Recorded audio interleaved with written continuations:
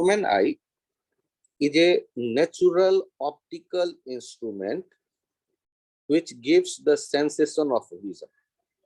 Human आई के बारे में कहा जा रहा है कि ये ऑप्टिकल इंस्ट्रूमेंट है जो विजन का सेंसेशन जनरेट करता है। तो अब बारी आता है कि यदि ह्यूमन आई ऑप्टिकल इंस्ट्रूमेंट है तो ऑप्टिकल इंस्ट्रूमेंट तो हमने जाना किसको है, एक तो मिरर, फिर देखा हमने लेंस।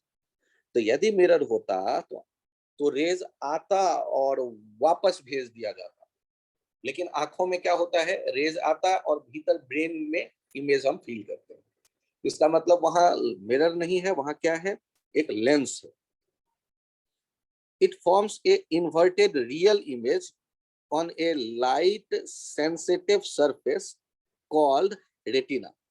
अब ये जो ऑप्टिकल इंस्ट्रूमेंट है, उस ऑप्टिकल इंस्ट्रूमेंट के लिए ध्यान दीजिए कि यहां हम लोग बात करेंगे, ये ऑप्टिकल इंस्ट्रूमेंट यहां हो गया, ये ऑप्टिकल इंस्ट्रूमेंट हो गया जिसे हम लोग देख रहे हैं, ये यहाँ पर ऑप्टिकल इंस्ट्रूमेंट समझ लो, जिससे मैं रेड से घेर रहा हूं। और यहाँ पीछे जब लाइट रे ऐसे आएगी आंखों तक, तो आंखों का ये डायग्राम है। तो आंखों के इस लेंस को क्रॉस करके पीछे जिस सरफेस पे, जिस पे लाइट के लिए जो सेंसिटिव है, उस पे ये इमेज बनाता है इन्वर्टेड। तो उस इमेज को ब्रेन फील करता है, और जिस सरफेस पे जो कि लाइट के लिए सेंसिटिव है उसे हम रेटिना कहते हैं। अब ध्यान से देखो कि हम लोग जो बात कर रहे हैं कि लेंस, अब ये आई के लिए जो आप लेंस देख रहे हैं, ये लेंस कन्वेक्स लेंस है। ये जो आई लेंस आप बात करेंगे, आई लेंस के लिए बात करेंगे, आई लेंस, ये क्या है, कन्वेक्स लेंस, कन्वेक्स लेंस। अब ध्यान से देखिए, यदि हम कन्वेक्स लेंस कहते हैं, इसकी खासियत आपको तो पता ही है कि कन्वेक्स लेंस के सामने में कहीं ऑब्जेक्ट रखते थे फोकस के आगे, तो इमेज जो बनता था दूसरी तरफ वो इन्वर्टेड बनता था। तो इन्वर्टेड बनता था, तो इसलिए क्या कहा गया है कि जो लाइट सेंसिटिव आंख का सरफेस है पीछे लेंस के अपोजिट, वहां इमेज जो बना रहा होगा आई लेंस, वो इन्वर्टेड इमेज बना रहा होगा, उसे ब्रेन रीड करता है। अब मेन पार्ट क्या क्या है उसके बारे में चर्चा किया जा रहा है यहाँ, तो देखते हैं।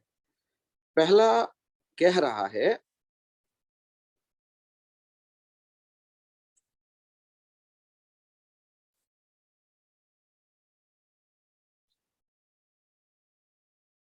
SCLEROTIC।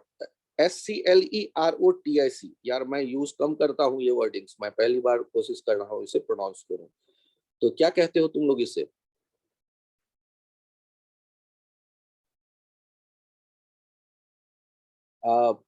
शिवांशी बताइए। स्क्लेरा पढ़ा है लेकिन इसको स्क्लेरोटिक प्रोनाउंस करते हैं। स्क्लेरोटिक, ये जो आप देख रहे हैं इसके लिए क्या कह रहा है यहाँ, ये सामने वाला आई का एकदम हिस्सा, it is the outer most covering of eye, it consist of quite tough fibrous tissues, its function is to protect the internal part of the I.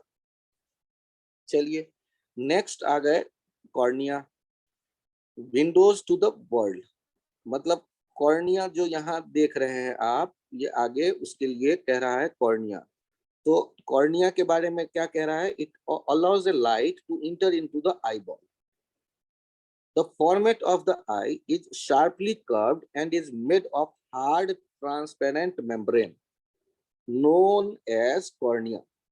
The front of the eye is sharply curved and is made of hard transparent membrane known as cornea. तो जो आंखों का सबसे आगे वाला portion हुआ, ये तो प्रोटेक्ट जो कर रहा है आंखों को, ये तो हो गया स्क्लेरोटिक। और अगला उसके बाद जो हमने टर्म देखा, windows to the world, that is cornea. It allows the light to enter into the eye ball, एक पॉइंट। और दूसरा कि the front of the eye is sharply curved and is made of hard transparent membrane known as cornea. It is It is a thin membrane covering the surface of eyeball through which light enters. Maximum part of refraction occurs at cornea. तो आपने तो ये part आपने कर दिया, ये जो curved है ये उसे आपने कह दिया है कॉर्निया। अब उसके बाद कह रहा है इसमें वर्चुअस ह्यूमर, ये जो है it is dense jelly like fluid. ये कह रहा है कि फ्लूइड भरा हुआ है आंखों में, ये जो आप देख रहे थे कॉर्निया उसके आगे की ये बात कर रहा है। It is dense jelly like fluid slightly grey in colour filling the posterior part of the eyeball. It has the following functions. It prevents the eyeball from collapsing due to the change in the atmospheric pressure. It partially helps in focusing the image clearly on retina. अच्छा, ध्यान से सोचना, एक बार हम लोगों ने बात क्या किया था कि एक लेंस है, तो लेंस का फोकस होता है, तो लेंस का फोकस होता है तो बहुत दूर के आने वाली रेज को ये कहाँ कन्वर्ज करता है, फोकस पे। मतलब इनफाइनाइट से जो रेज आ रही होती हैं उनका इमेज कहाँ बना देता है, फोकस पे। और समझो फोकस कैसे लिखा करते थे, ये लेंथ फोकस, तो 1/f आप लिखते थे μ-1, और यदि दोनों कन्वेक्स होता था तो 2/r, r होता था रेडियस ऑफ कर्वेचर।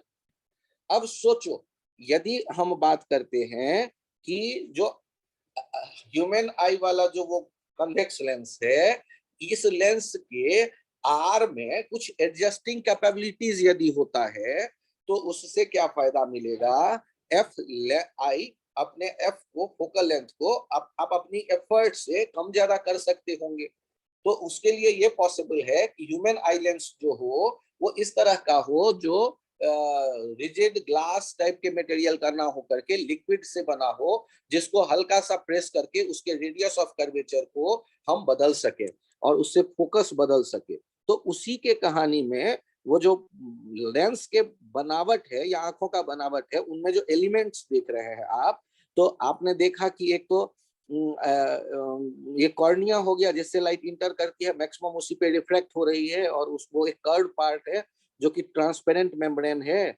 और उसके बाद आपने देखा है virtuous humour, vitreous humor. It is a dense jelly-like fluid, slightly gray in color, filling the posterior part of the eyeball. It has the following function. ये क्या क्या फंक्शन कर रहा है, it prevents the eyeball from collapsing. यदि कोई bubble हो केवल, और बबल के चारों तरफ एयर प्रेशर है, तो एयर प्रेशर के कारण हो सकता है वो कभी कोलैप्स कर जाए, आंखों का जो बबल जो लेंस है वो भी कोलैप्स ना कर जाए, उसके लिए उसको प्रिवेंट करने का काम ये कर रहा होता है एलिमेंट, ये जो जेली लाइक फ्लूइड है ये। और क्या है, it partially helps in focusing the image clearly on the retina, और वो रेटिना पे फोकस हो उसके लिए ये हेल्प कर रहा होगा। आप यहाँ एक बार देख भी लें, मैं भी कोशिश करूंगा आपके साथ समझने की। ये देखिए यहाँ जो दिख रहा है मुझे, यहाँ दिख रहा है ये जो लिक्विड, ये आंखों के लेंस के बाद ये वाला पार्ट, यहाँ जेली लाइक लिक्विड है आंखों के लेंस के आगे। ये जो जेली लाइक लिक्विड है ना, ये यहाँ पर इसे कहते हैं वाइट्रेस ह्यूमर, ये जो जेली है। और इसी ये क्या करता है, लाइट को रेटिना पे फोकस करने में मदद कर रहा होता है, ठीक है, रेटिना को करने में मदद कर रहा होता है, फिर लाइट को फोकस करने में। अब उसके आगे है एक्वस ह्यूमर। एक्वस ह्यूमर क्या है, it is a watery saline fluid filling the anterior portion of the eye. It has the, अब चेक करो डायग्राम में, हम लोगों के बोर्ड के हिसाब से डायग्राम को भी हम लोगों को थोड़ा सा प्रैक्टिस करना पड़ेगा। ये देखिए यहाँ पर मेंशन्ड है, ये जो लिक्विड आप देख रहे हैं यहाँ पर एक्वस ह्यूमर कह रहा है इस पार्ट में, यहाँ जो आप देख रहे हैं ये जो लिक्विड है ना, इनके लिए एक्वस ह्यूमर वर्ड यूज किया गया है, एक्वस ह्यूमर। और इधर जो है ये वाइट्रियस ह्यूमर है, तो दो तरह के जो लिक्विड हो गए आई लेंस के लेफ्ट और राइट साइड, उनको आप देख लो। और उसके लिए ये क्या कह रहा है, ये क्या कर रहा है aqueous humour, it prevent the anterior portion of the eye from collapsing due to the change in the atmospheric pressure। ये तो एक्वस ह्यूमर तो था ये। और when we wink our eyes, a tiny drop of aqueous humor flows out from the sides of the eye, then it washes the eye and keeps the cornea moist, otherwise the cornea will shrivel and become opaque। यदि cornea से तो light भीतर जा रही है, यदि वो OPEC हो गया तब तो दिखेगा, लाइट जाएगी ही नहीं भीतर, मुझे दुनिया ही नहीं दिख पाएगी। तो ये यहाँ पर ये जो एक्वस ह्यूमर है, ये लिक्विड वो आईलिड के बंद होने पर और आंखें जो पलकें झपकाते हैं, तो उस प्रोसेस में भीतर से कुछ बाहर आकर के अपने आई को मॉइस्ट बनाए रखता है। ये जिसके कारण ये जो कॉर्निया है ये मॉइस्ट रहता है और ट्रांसपेरेंट बनी रहती है, नहीं तो वो ओपेक बन जाने वाली है। अब इसके आगे एक्वस ह्यूमर के बाद आ गया है iris. Behind the cornea there is an opaque coloured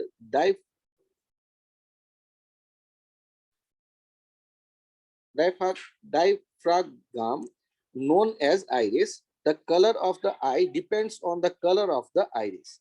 There is a circular hole in it known as pupil। The action of the iris is involuntary, so that when radiating fibers contract, the pupil dilates। The light entering the eye is adapted by the pupil।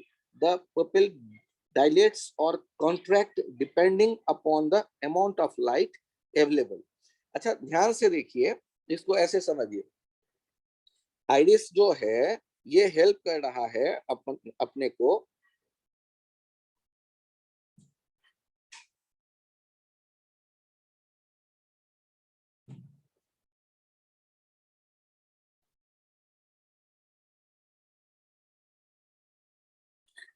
ये iris के बीच में एक whole pupil है जो जिससे light रे भीतर जाएगी। अब वो लाइट रे ज्यादा जानी है या कम, ये डिपेंड करेगा पुपिल के साइज पे, और वो साइज उसको बढ़ाने और घटाने के प्रोसेस में ये आइरिस हमें हेल्प कर रहा है।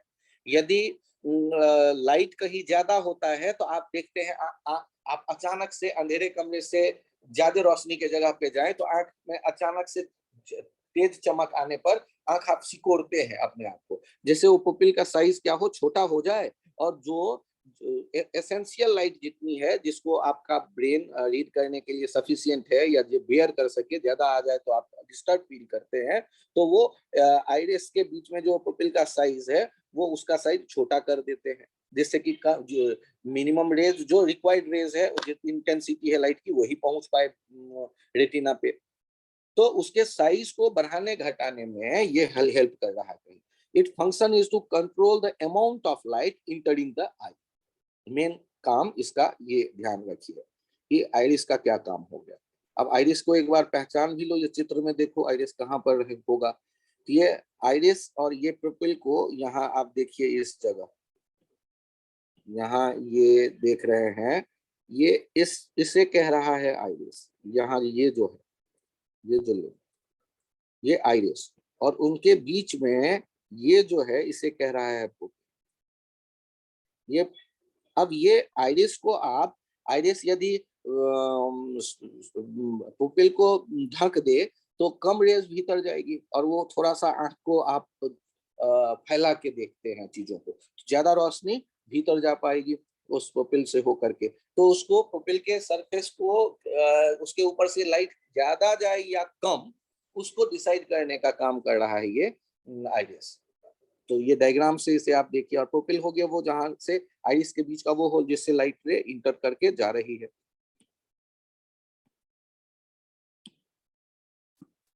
यहाँ इसके बाद आई लेंस आया।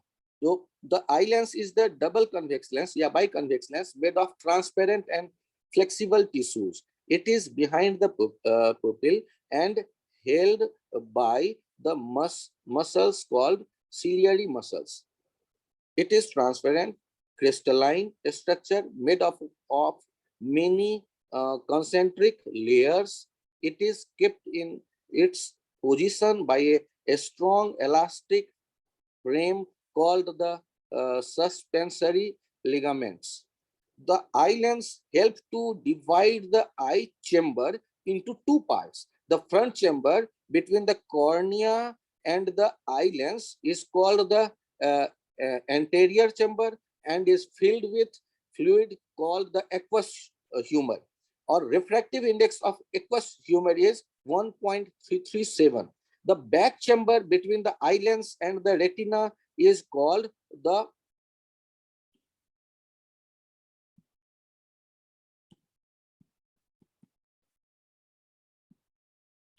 यहाँ देख रहे हैं chamber is filled with the jelly like material called the vitreous humor. तो दो तरह के लिक्विड हो गए. अब जो आई लेंस है उसके एक तरफ कॉर्निया और आई लेंस के बीच में जो है एक्वस ह्यूमर हो गया 1.337 रिफ्रैक्टिव इंडेक्स वाला, और दूसरी तरफ जो लिक्विड जेली लाइक है उसे आप वाइटेरियस ह्यूमर कह दे रहे हैं, और उसका भी रिफ्रैक्टिव इंडेक्स क्या है, वो है 1.337. मतलब वो जो आई लेंस है उसके लेफ्ट साइड और राइट साइड दोनों तरफ जो लिक्विड है उनके एक ही जैसा रिफ्रैक्टिव इंडेक्स है 1.337. अब यहाँ जो आई लेंस को होल्ड कर रहा है तो उसके लिए एक लिगामेंट की चर्चा की गई. आई लेंस को होल्ड करने के लिए क्या suspensory called the suspensory ligament, जो कि होल्ड कर रहा है. Strong elastic frame called suspensory ligament. और उससे पहले आपने बात की कि जो it is behind the pupil and held by A muscles called ciliary muscles. अब इनको चित्र में देख लो, एक लिगामेंट कह रहा है कौन, सस्पेंसरी लिगामेंट, और एक सिलियरी मसल. अब चित्र में चलिए, डायग्राम में देखिए और इनको पहचानने की कोशिश करिए. ये यहाँ पर जो लेंस को होल्ड करते आप देख रहे हैं, ये चेक करिए, ये रेड कलर में, तो ये दिखा रहा है क्या कि लेंस को होल्ड करने वाला जो काम कर रहा है ये सिलियरी मसल है, इधर और इधर से जो होल्ड कर रहे हैं. और हमने इसके बाद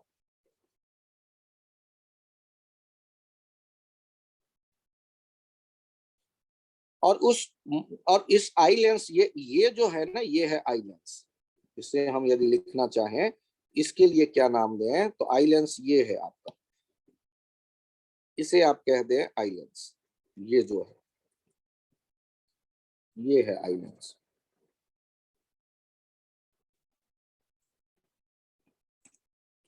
इधर जो लिक्विड है ये एक्वस ह्यूमर, ये है 1.337, और यहाँ पर जो है म्यू, और इधर जो है वाइटेरियस ह्यूमर, ये जेली लाइक, ये भी है म्यू. इसका कितना 1.337 रिफ्रैक्टिव इंडेक्स है इन दोनों के. तो आपने आई लेंस के दोनों तरफ के लिक्विड के बारे में जानकारी ले ली. आई लेंस के ये जो दिख रहा है लेफ्ट साइड कॉर्निया, ये कॉर्निया तक, उधर आई लेंस से रेटिना तक, ये दो आई चेम्बर को दो टुकड़ों में बांट दिया. और लेफ्ट साइड के आई लेंस से कॉर्निया तक जो है तो उस लिक्विड को आपने कह दिया एक्वस ह्यूमर 1.337 रिफ्रैक्टिव इंडेक्स वाला, और आई लेंस के दूसरी तरफ जो चेम्बर है उसमें भरा है वाइटेरियस ह्यूमर, और जो कि रेटिना तक, और उसका भी रिफ्रैक्टिव इंडेक्स है 1.337. अब सिलियरी मसल्स का क्या काम है उसे देखिए. This muscle settle the position of the eye lens, ये पोजीशन बनाकर रखता है आई लेंस का. They also control the focal length. अब फोकल लेंथ को कैसे कंट्रोल करता है, ध्यान से देखिए. यदि आप कहते हो कि ऐसा है आई लेंस और सिलियरी मसल से ये कनेक्टेड है, यदि इस दोनों से हम इसे दबाएं, दोनों तरफ से इसे थोड़ा सा दबाकर कॉन्ट्रैक्ट करें, तो रेडियस क्या हो जाएगा, छोटा हो जाएगा. रेडियस छोटा हो जाएगा तो फोकल लेंथ भी छोटा हो जाएगा. यदि इनको दो लेंस को ऊपर खींच दें, इधर और इधर, सिलियरी मसल्स के हेल्प से, तो लेंस को जैसे ही खींचेंगे तो आर बड़ा हो जाएगा तो एफ बड़ा हो जाएगा. तो फोकल लेंथ को बड़ा छोटा करने में ये हेल्प कर रहा है ciliary muscle. its function is to alter the focal length of the crystalline lens so that the image of the object at various distance is clearly focused on the retina. हमें तो पता है retina पे यदि image बनता है तो brain read करेगा, और रेटिना पे इमेज नहीं बनता है तो ब्रेन रीड नहीं करेगा. रेटिना क्या है? There is a thin delicate membrane made of optical nerves fibers which covers most of the interior part of the eye. ठीक ना? कि ये क्या कह रहा है, ये ऑप्टिकल नर्व्स है. अब ऑप्टिकल नर्व्स का मीनिंग समझाऊं मैं. ये ऐसे नर्व्स हैं, ऑप्टिक्स मतलब लाइट, लाइट के लिए जो सेंसिटिव, ऑप्टिकल नर्व्स हैं जो लाइट के लिए सेंसिटिव है. Which covers most of the interior part of the eye. तो लाइट जो लेंस से, आई लेंस से गुजर के जाएगी वो रेटिना पे पहुंचे, और रेटिना हो गया पीछे वाला लाइट जो पार्ट है, वो आई चैम्बर का पीछे वाला पार्ट, वो सारा रेटिना ही है. The yellow at the center of the retina there is a yellow spot which is most sensitive to the light. The yellow spot is a patch of about 2 mm in diameter spread over the retina. The center of the yellow spot is slightly depressed and is a portion of about 0.255 to 255 mm diameter, shows as fauve centralized, which contains only cones. The spot where the optic nerves enters into the retina. Optic nerves enters into the retina. There is no rod or cones, and so this spot is insensitive to light. This is known as blind spot. अब ये देखिए, retina जो है वो आई के लिए तो sensitive है, लेकिन क्या है कि आई के सेंसेशन को जो ब्रेन तक ले जाएगा, वो नर्व्स कहीं से तो ब्रेन से जुड़ेगा, तो यहां से वो इंफॉर्मेशन ब्रेन की तरफ जाएगा. तो रेटिना के वो पॉइंट जहां पर ये नर्व्स जो रेटिना वाले इंफॉर्मेशन लेकर के जा रहे हैं ब्रेन तक, वहां पर लाइट रे जो आएगी, वहां अब रेटिना नहीं है, वहां पर एक कनेक्टिंग सिस्टम है जो ब्रेन तक इंफॉर्मेशन को ले जाने का काम कर रहा है. वो पॉइंट जो होगा ना, वो कहलाएगा ब्लाइंड स्पॉट. तो ये ऑप्टिकल नर्व्स जहां रेटिना से ये कनेक्टेड हैं जिस पॉइंट पर, वो कहला रहा है ब्लाइंड स्पॉट. ये ध्यान देखिएगा, यहाँ वो पॉइंट हो गया ब्लाइंड स्पॉट. अब यहाँ देख रहे हैं आगे, macula. The macula is a very small area of the center of the retina, and this is a thin layer of light sensitive tissue that lies at the back of the eye. The surface of retina consists of about 125 million light sensitive receptors. 125 million light sensitive receptors, जो light के लिए sensitive है, ऐसे element वहां मौजूद है. 125 million. These receptors are of two types, rods and cones shape. मतलब वो रिसेप्टर्स जो है लाइट को जो रिसीव कर रहा है और लाइट के लिए सेंसिटिव है, वो दो तरह के हैं. एक कोन के शेप के हैं और कुछ रॉड के शेप के हैं. तो उनका नाम ही हम लोग कॉल कर लेते हैं rod and cones. When light falls on these receptors, they send the electrical signal to the brain through optical nerves. ठीक. अब आगे एक टर्म आ रहा है choroid. There is black membrane behind the retina. अब रेटिना हो गया, वो जो व्हाइटनेस ह्यूमर है, उसके कांटेक्ट में आने वाला सरफेस जो आई का होगा, वो चैम्बर का, वो रेटिना. और उसके बाद जो एक लेयर है, that is choroid. There is a black membrane behind the retina, composed of many blood vessels and lined internally with pigment cells known as choroids. Its function is to darken the eye from inside and hence prevent any internal reflection. अब यहाँ ये कह रहा है कि light रे retina पे पहुंचे, और वहां जो रेटिना में है रॉड और कोन्स 125 मिलियन जो लाइट के लिए सेंसिटिव है, वो लाइट को रिसीव करें, और वो केवल बाहर से आने वाले लाइट रिसीव करें, उनका वहां रिफ्लेक्शन ना होने लगे. क्योंकि किसी भी सरफेस पे लाइट आती है तो वहां से रिफ्लेक्शन होने के चांस होता है. तो वो जो कोराइड है, वो रेटिना के पीछे का लेयर, वो ब्लैक कलर प्रोवाइड कर रहा है, और वो इंटरनल रिफ्लेक्शन वहां ना हो, इसके लिए वहां मौजूद है. इंटरनल रिफ्लेक्शन से बचा रहा है, वो रेज को या एब्जॉर्ब कर ले रहा है। जो बाकी रेज जो कोन और रॉड पर पहुंचे उनको तो इलेक्ट्रिकल सिग्नल में बदल करके ब्रेन पे भेज दिया गया, और उसके अलावा रेज को वहां एब्जॉर्ब करके रख दिया गया, उसे वो रिफ्लेक्ट ना होने लगे इसकी कोशिश की गई। और उसके बाद टर्म आता है ऑप्टिकल एक्सिस। अब ये क्या है? The optical axis is the most direct line through the centre of cornea to the pupil. Centre of cornea जो हुआ, कॉर्निया का सेंटर और पुपिल का सेंटर, उनसे जो लाइन डायरेक्ट आप ले जा रहे हैं ना, उनको आप कह रहे हैं optical axis. This is a line that draws sharpest focus when we look at an object. However, this line intersects the retina below the fovea and is not the most light and color sensitive image. Visual axis. The visual axis is drawn a line from the center of pupil to the fovea. This axis gives the best color vision, but because it doesn't intersect the cornea and the lens at their exact centers, therefore image is not as clear as light passing through the optical axis. Colour तो अच्छा मिला लेकिन उतना वो clear image नहीं है।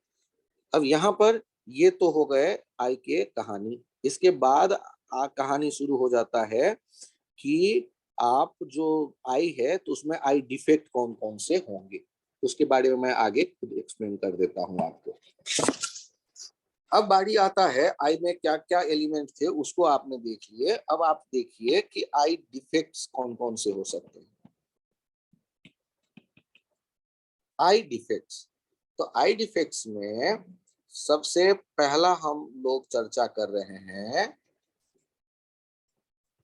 Myopia और short sightedness. Myopia और शॉर्ट साइटेडनेस, ध्यान दीजिए, यदि हम इन्हें याद रखना चाहते हैं तो दूसरा नाम भी देख लें तो याद रखना थोड़ा आसान हो जाएगा। हाइपर मेट्रोपिया और लॉन्ग साइटेडनेस।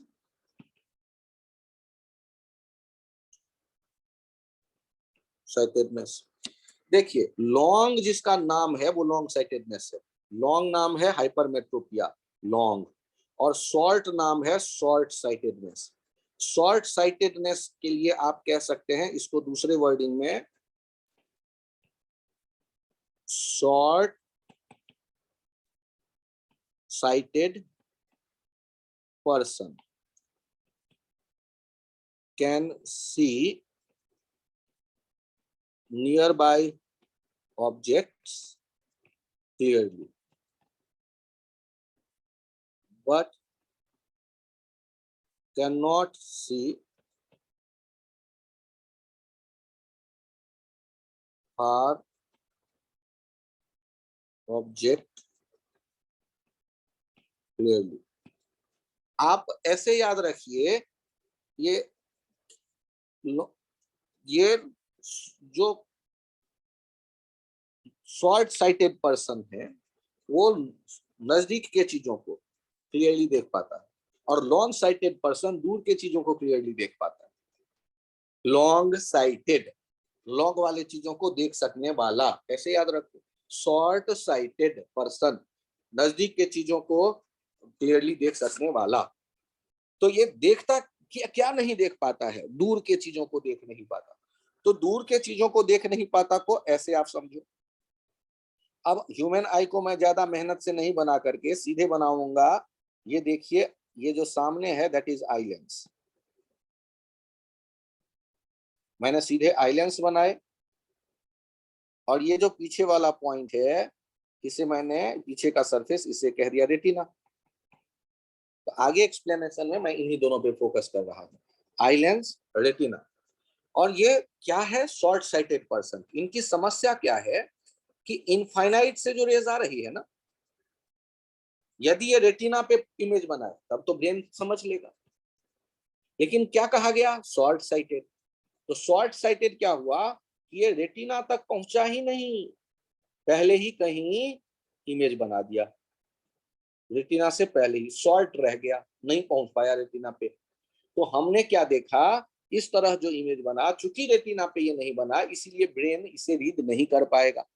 और ये जो डिफेक्ट, ये जो आंख है, जिसकी ये आंख है, उस पर्सन की परेशानी क्या है, वो मायोपिक पर्सन है, वो शॉर्ट साइटेड पर्सन है। दूर के इमेज को, दूर के ऑब्जेक्ट को नहीं देख पाएगा, क्योंकि दूर के ऑब्जेक्ट का इमेज आई लेंस ने रेटिना पे नहीं बनाया। तो आंखों के डायग्राम को देख के कैसे डिसाइड करोगे कि शॉर्ट साइटेड पर्सन का आई डिफेक्ट वाला डायग्राम है या लॉन्ग साइटेड पर्सन का आई डिफेक्ट वाला डायग्राम। अब ध्यान से सुनिए, पहले यहां तक चाहे तो आप कॉपी पे चित्र बनाकर लिख लीजिए। मायोपिक पर्सन कौन हुआ, short sighted person. Short sighted person कौन हुआ, जो नजदीक की चीजों को देख सकता है क्लियरली, तो क्या नहीं देख पाता है इनफाइनाइट वाले एलिमेंट को, दूर के चीजों को नहीं देख पाता। क्या दिक्कत है, दूर के चीजों का जो रेज आ रहा है वो रेटिना पे नहीं फोकस होके पहले ही कहीं फोकस हो गया, शॉर्ट पर गया, रे पहुंचा ही नहीं रेटिना तक, शॉर्ट पर गया, पहले ही कहीं वो फोकस हो गया, पहले ही कहीं इमेज बना बैठा। ये इसकी परेशानी बन गई।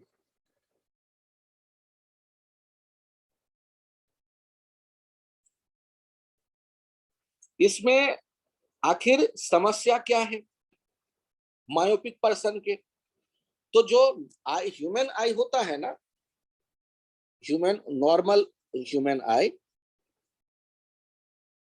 नॉर्मल ह्यूमन आई, उससे रिलेटेड दो टर्म आते हैं। एक आता है नियर पॉइंट और एक आता है फार पॉइंट। नियर पॉइंट को कहते हैं वो पॉइंट जो जहां पर क्लियरली आप देख सकें। 25 सेंटीमीटर होता है नियर पॉइंट। 25 सेंटीमीटर से ज्यादा नजदीक लाएंगे किसी एलिमेंट को तो वो आंख उससे, अपने आंखों से आप उसे नहीं देख पाएंगे क्लियरली। और फार पॉइंट की बात करेंगे, उसके लिए मैं सिंबल दे रहा हूं एल। ये किताबों में यूज नहीं होता सिंबल, और जनरली ये होता है इनफाइनाइट, फार पॉइंट। तो नॉर्मल आई कहां से कहां तक के एलिमेंट को देख पाता है, आंखों के सामने में 25 सेंटीमीटर पे कोई अक्षर लिखा है उसे भी बहुत अच्छा देख पाएगा, और आंखों के सामने में इनफाइनाइट डिस्टेंस में बहुत अच्छा व्यू है उसे भी देख पाएगा। तो नॉर्मल यदि आई है तो 25 सेंटीमीटर से इनफाइनाइट तक आप देख सकते हैं। ये हुआ नॉर्मल ह्यूमन आई की कैपेबिलिटी। 25 सेंटीमीटर क्यों, चलो एक दवा के दुकान पे गए, दवाई के केमिकल कंपोजिशन को आप देखना चाहते हैं, जो छोटे छोटे अक्षरों में लिखा हुआ है, तो दवाई के डब्बे को क्या करते हैं, आंखों के नजदीक लाते हैं। तो कितना नजदीक, बहुत नजदीक सर, कितना नजदीक, क्या आंखों में रख लेंगे दवाई, नहीं, 25 सेंटीमीटर से यदि नजदीक लाने की कोशिश करेंगे तो ये ब्लर्ड हो जाएगा, मतलब वो धुंधला दिखेगा, वो नहीं क्लियर दिखेगा।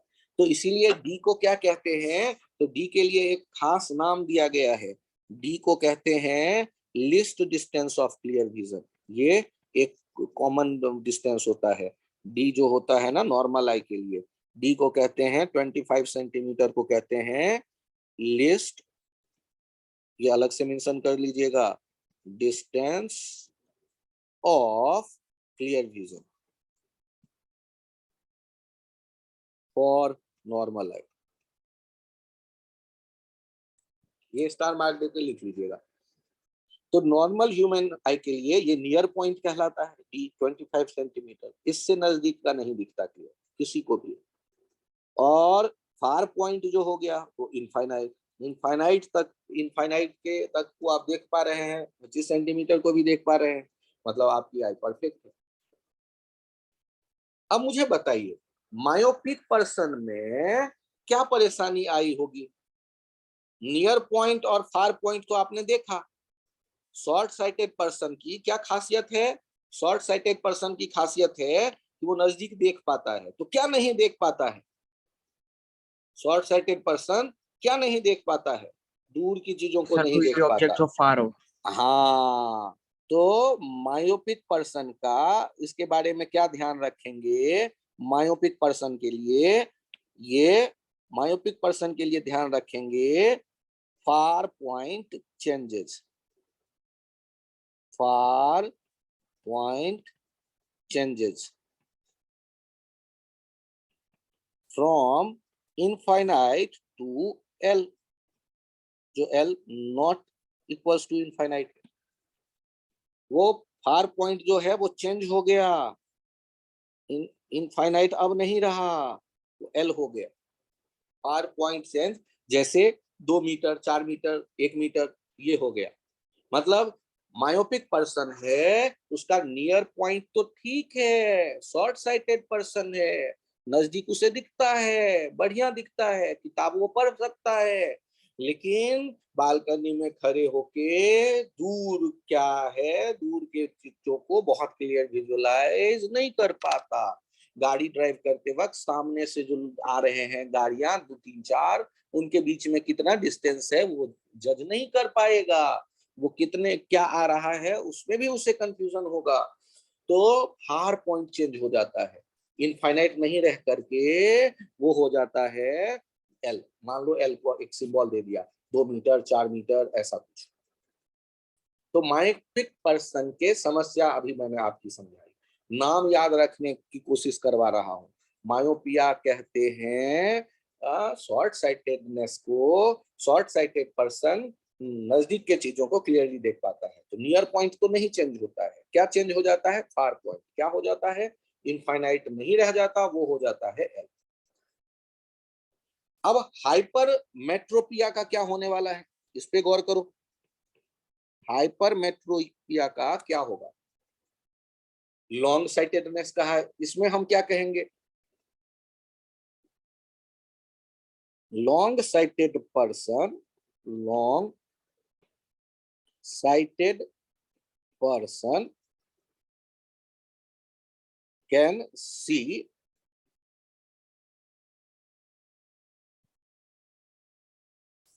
far objects clearly। Far objects तो ये देख पाता है, समस्या इसके नजदीक के देखने में है। तो यहां हम क्या कहेंगे, near point change, near point changes from d equals to 25 centimetre to d dash. मतलब नियर पॉइंट चेंज कर जाता है, d डैश हो जाता है ग्रेटर देन d या ग्रेटर देन 25 सेंटीमीटर, वो कुछ भी हो जाता है, लेकिन वो 25 मीटर के चीजों को नहीं देख पाएगा। Near point changes from 25 centimetre to d dash, d dash greater than 25। Far point में कोई दिक्कत नहीं है, इनफाइनाइट इसे दिख रहा है। हाइपरमेट्रोपिया में, लॉन्ग साइटेडनेस में दूर की चीजें दिखती है, लॉन्ग माने दूर, दूर, long sighted person. Long sighted person का मतलब हो गया दूर से ही देखने वाला पर्सन।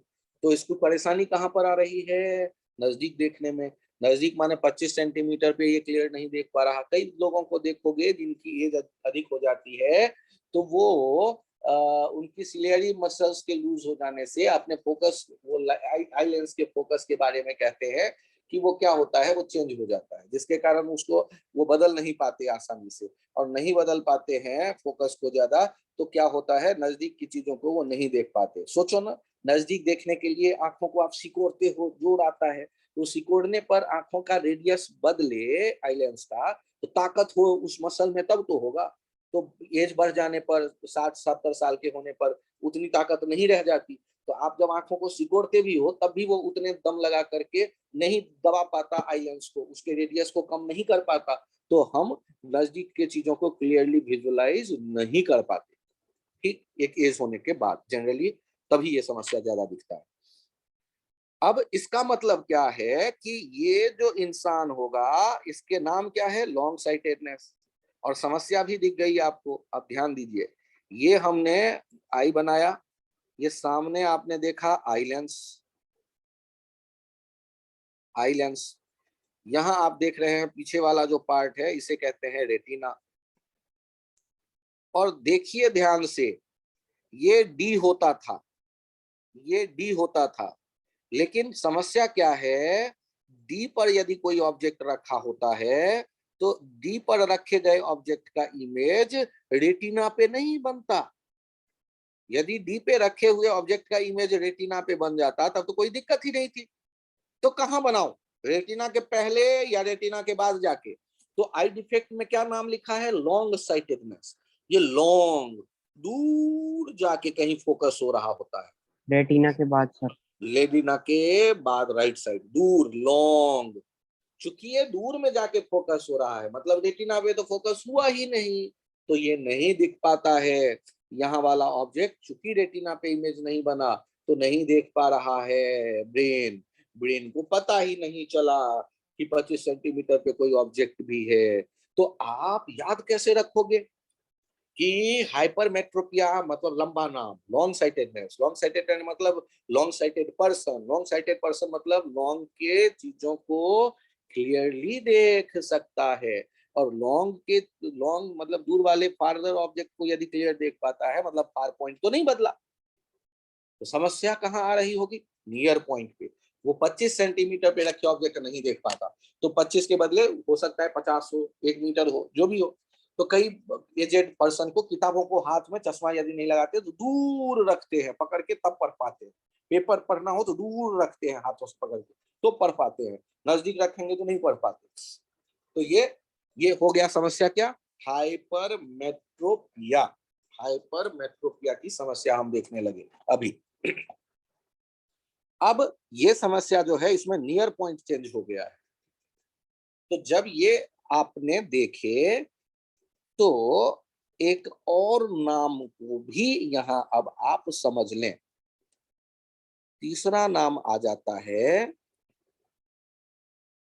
प्रेसबायोपिया। ये जो होता है, ये होता है मायोपिया प्लस हाइपरमेट्रोपिया। प्लस का मतलब आप समझ लो क्या मतलब। इसकी समस्या अब क्या हो गई? ये बोथ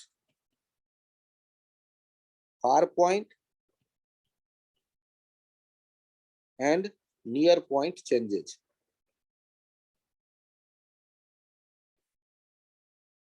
दोनों बदल जाते हैं। मतलब इसकी दो समस्याएं हैं। फार पॉइंट भी बदल गया, अब इनफाइनाइट नहीं देख पाता, और नियर पॉइंट भी बदल गया, 25 सेंटीमीटर पे भी रखे ऑब्जेक्ट को नहीं देख पाता। मतलब आप यदि किसी को मायोपिया सही करने के लिए चश्मा बनाकर दे देते हैं, यदि हाइपरमेट्रोपिया सही करने के लिए चश्मा बनाकर दे देते हैं, तो प्रेस बायोपिया वाला पर्सन आएगा तो उसको 2 चश्मा बनाकर दे देंगे कि भाई तुम दोनों रखो, दूर देखना हो तो ये लगा लेना हाइपरमेट्रोपिया वाला चश्मा, ये मायोपिया वाला चश्मा, और नजदीक का पढ़ना हो तो ये हाइपरमेट्रोपिया वाला चश्मा लगा लेना। ये चश्मे के लेंस की क्या खासियत होगी जो इस समस्या से निदान दिला दे, उसके बारे में हम आगे चर्चा कर रहे हैं। यहां तक आप अपने कॉपी पे लिख लें।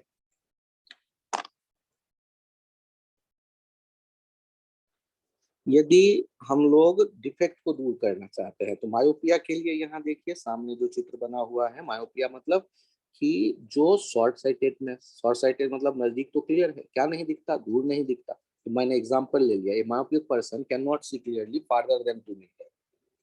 तो अब find power of lens of correct, power of lens to correct his eye defect, correct his eye defect.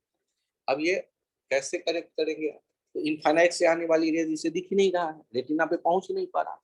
तो आपने क्या किया, इनफाइनाइट से आने वाली रेज का इमेज बनवा दिया 2 मीटर पे, और 2 मीटर से यदि रेज आती दिखेगी ह्यूमन आई वाले लेंस को, तो उसका इमेज वो रेटिना पे बनाएगा। तो और जो पैरेलल रेज आ रही होती है वो डाइवर्ज होने के बाद कहाँ से आती दिखने लगती है? कॉन्केव लेंस पर जब पैरेलल रेज आए तो फोकस से। अब फोकस 2 मीटर पे यदि है लेंस का तो बहुत बढ़िया ये दिख जाएगा ह्यूमन आई को, क्योंकि ह्यूमन आई लेंस को लगेगा 2 मीटर से रेज आ रही है, और 2 मीटर से यदि ये रेज आ रही है तो उसका इमेज कहाँ बन जा रहा है? रेटिना पे। और फिर हम फाइनल इमेज ब्रेन हमारा रीड कर लेगा। तो आप इसमें केवल एक लाइन याद रखिए, छोटा है ना, मायोपिक, मायोपिया, मायोपिया मतलब शॉर्ट साइटेड, शॉर्ट साइटेड मतलब शॉर्ट क्लियर है, नियर पॉइंट में कोई दिक्कत नहीं है, जो भी दिक्कत है वो फार दूर वाले में। दूर वाला 1-2 मीटर से आगे नहीं दिखता, 4 मीटर से आगे नहीं दिखता, 6 मीटर से आगे नहीं दिखता, ऐसा ही कोई समस्या होगा मायोपिक पर्सन का। तो उसको करेक्ट करने के लिए कैसा लेंस यूज करेंगे, कॉनकेव। तो पावर निगेटिव होगा, पावर और कितना लिखेंगे, ये फॉर्मूला बना लीजिए। पावर वही हो जाएगा जितना दूर वो नहीं देख पाता, इनफाइनाइट वाली इमेज को वही लाके बनाना है फोकस पे, इनफाइनाइट का इमेज फोकस पे बनता है, वही फोकस हो जाएगा। तो पावर करेक्शन के लिए जो लिख रहे हैं, मैं फिर से लिख दूं बड़ा सा लिख करके, पावर हो जाएगा -1/L। एल माइनस क्यों, क्योंकि ये और एल भी आपको अच्छा ना लगे तो एल के बदले लिख लीजिएगा new far point. New far point का मतलब अब वो जहां तक देख पाता है नया वाला, जैसे 2 मीटर तक तो वो 2 मीटर रख दो, 4 मीटर तक तो 4 मीटर रख दो। और इसका यूनिट क्या हो जाएगा, यदि मीटर में आप फार पॉइंट लिख रहे हैं नया वाला, तो यूनिट हो जाएगा डायोप्टर। और निगेटिव मतलब कॉनकेव लेंस आप यूज करेंगे।